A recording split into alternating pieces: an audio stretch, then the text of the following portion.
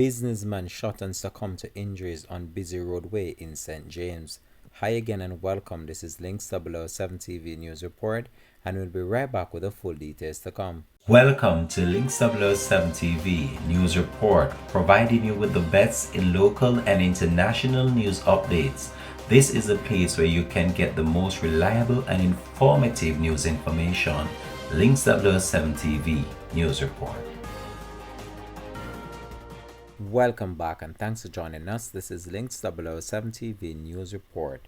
A 34-year-old St. James businessman was shot and succumbed to injuries during a daring gun attack by yet unknown assailants who pounced on him while he was driving his motor vehicle along the busy Rose Hall Main Road on Wednesday afternoon. The police have identified the deceased man as Andre Young of Lilliput in St. James.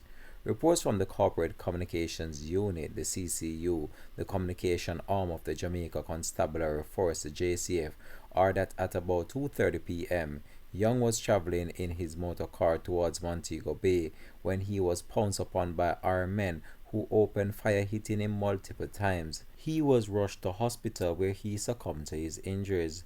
No motive has so far been established for this taking out by the police. The police are continuing their investigation.